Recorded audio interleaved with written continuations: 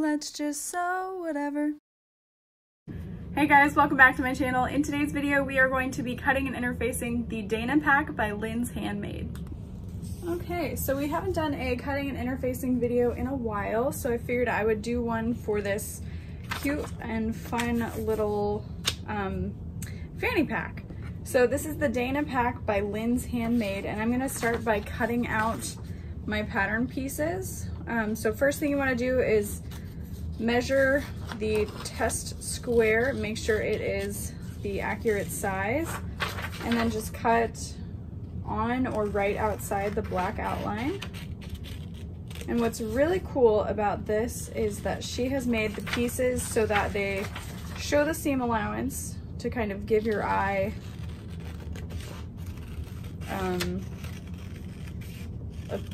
an idea of what that will look like, and made it so they're not cut on the fold, which is kind of cool. So what I like to do is I will, when you're joining two pieces, I will kind of cut a ½ inch extra and then angle it out. So that way when I put the two pieces together, there's a little bit of stabilizer in the center. So you only want to do that with one of the pieces.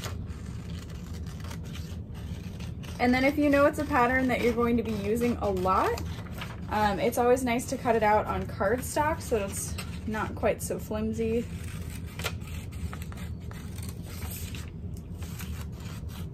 So I'm just cutting down the actual pattern line, then I'm gonna line them up, and there's little arrows of where to join it together, and you just want those arrows to touch, and it almost makes like a little bow tie. And I'm just gonna tape this together. And you could tape it on the back too a little bit if you wanted, or just kind of fold that over. So you can see that's where they overlap and there's a little extra stability there.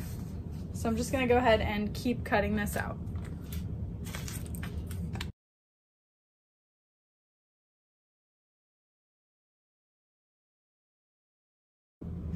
Okay.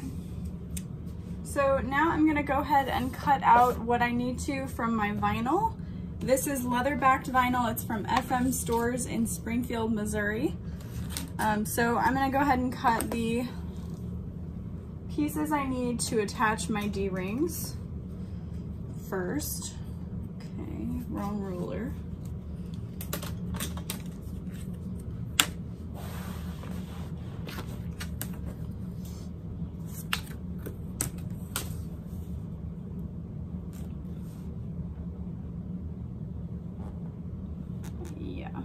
So I'm actually gonna cut it to 2 inches by 6 inches because I'm gonna wanna fold that in half so it's not too thick.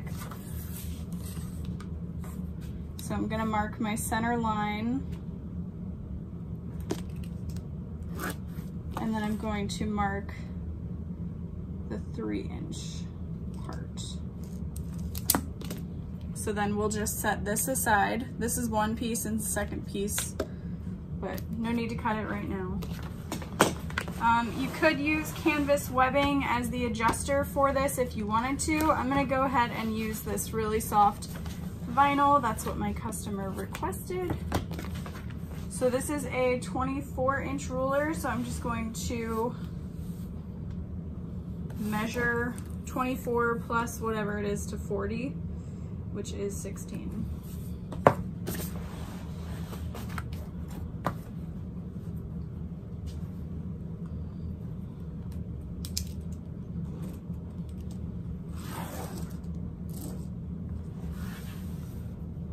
Perfect. And you could also do half fabric, half vinyl if you wanted to, by cutting a 2-inch piece by 40-inch piece of vinyl, and then the same for the fabric, and then just fold the raw edges in towards the center and line them up together. That's how you would do that. I don't do a lot of straps like that because I'm lazy, but man, does it look nice. And then if you have, you don't have an industrial, you just have a domestic, it's a little easier to sew those together. So normally I would rotary cut this, but I'm just gonna go ahead and use scissors.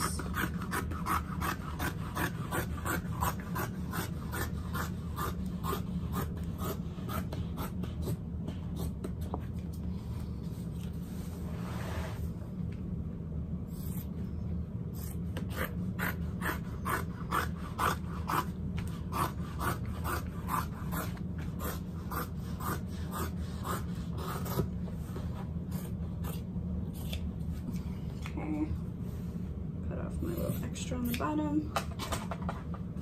So now I have my adjustable strap, and I can just kind of stack that together. So I need to cut out my back main panel fabric, which is going to be out of the exterior. So I'm just going to lay this on my fabric. I'm gonna grab a pen. And then just trace around the outer edge.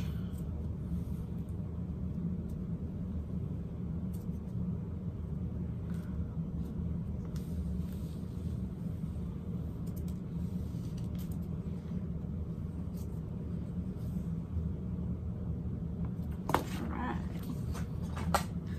And then I can cut it out.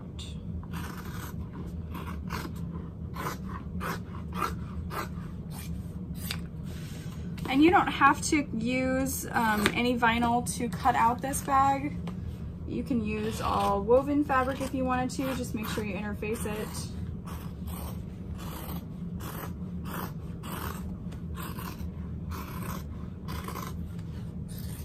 Okay, so I'm not gonna need to add any interfacing to this piece, so I'm just gonna add it to my pile.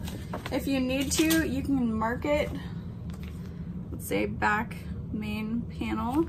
Just kind of mark it in the corner or something like that. And I only needed one of those, so I can just go ahead and set my pattern piece to this side for now. So there is a front top panel that I need cut out of exterior fabric, and then there are side panels, and I need to cut these two as mirror image. So what you'd want to do is trace one face up,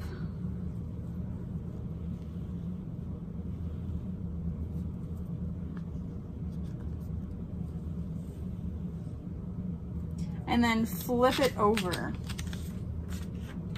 and trace the other.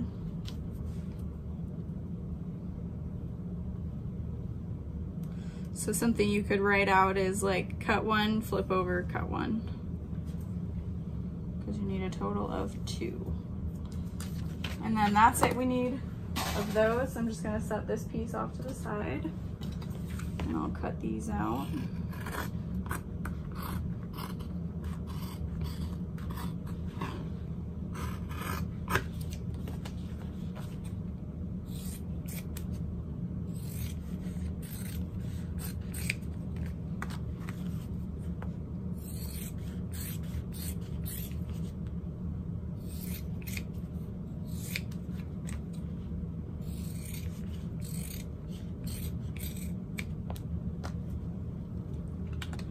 All right, so now I'm gonna go ahead and cut out the front panel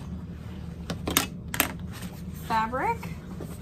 And here you can kind of decide if you want this front top panel to be matching fabric, and then you have to kind of like fussy cut where that zipper is gonna go, or you can just cut the front main panel out of a contrasting fabric and then cut this out of vinyl as well. It's really totally up to you. I think that's what I'm going to do, just so that I don't have to fussy cut and worry about lining everything up. So I'm gonna lay this here against the top of my fabric, and I'm gonna use clips, these little hair clips, to keep it in place along that straight edge. And then I'll trace it out.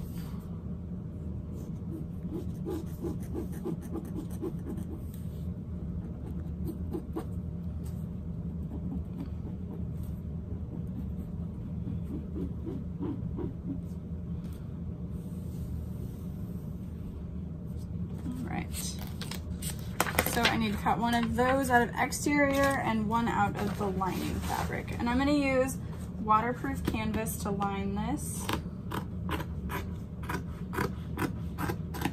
And I'm gonna use Woven Fuse on this panel and probably only this panel. And that's just to give it a little extra stability and so that my sewing machine can actually sew it.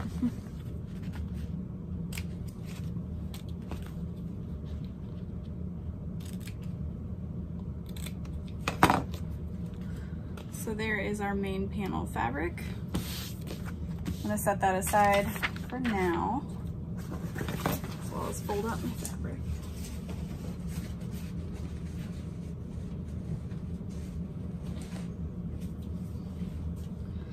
And then I'll go ahead and cut this front top panel out of this vinyl. I've got fairly big scraps of it. And then if you want to, you could just clip your pattern piece, especially if it's just a bunch of straight edges. Clip that down and then just cut out around it. Sometimes I find that's faster too, especially since this is only one piece, so I could just leave that clipped until I get to my sewing machine, and then I can kind of keep things straight that way too. So now all we need is to cut out our lining fabric. So this has been super quick. All right, so I'm gonna go ahead and use this khaki colored waterproof canvas. I've got some bigger scraps here that I can use to cut out like this front main panel.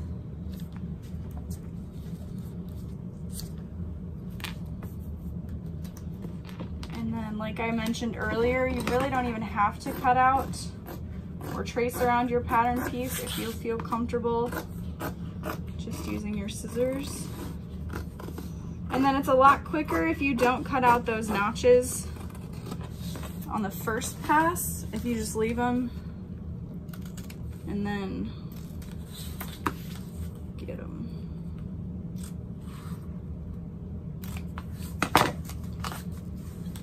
Okay, so there is my lining.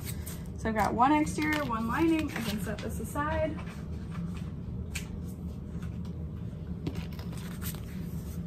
Front, top.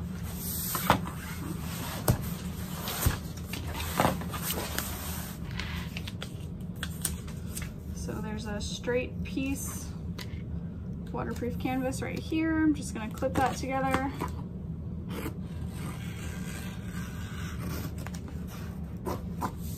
And what's nice about waterproof canvas is you can actually kind of glide your scissors across it to cut it. So there is my front top liner.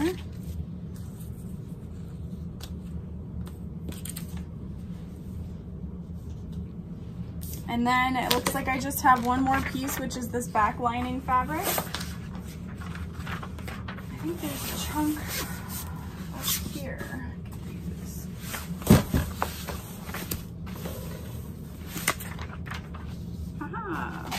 Perfect.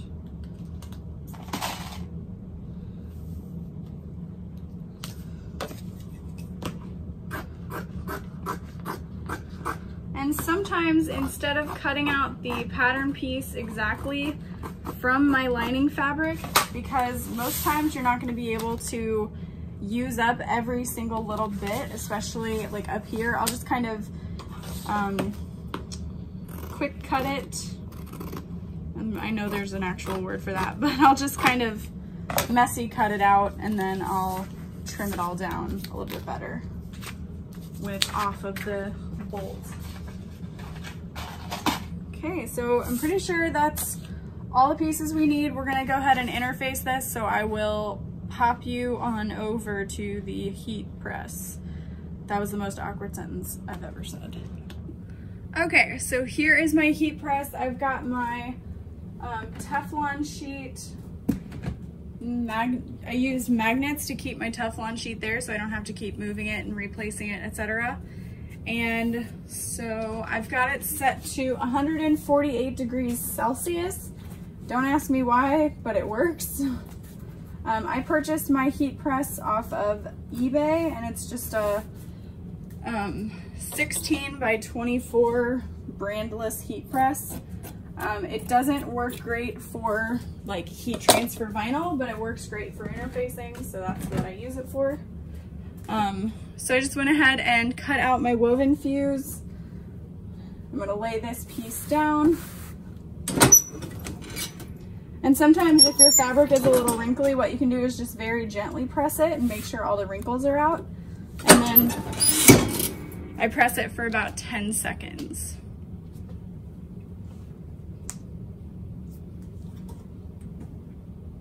And you could go longer if you wanted to, especially if you're using cotton fabric, it's really not gonna hurt it. And then you can just peel that off.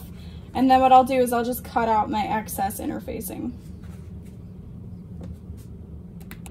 All right, you guys, so I think I have all the pieces finally cut and interfaced, and I just need to grab all of my hardware, and then we're ready to sew it up, and that'll be in a separate video. And be sure to subscribe if you're not already. Nope, can't keep that.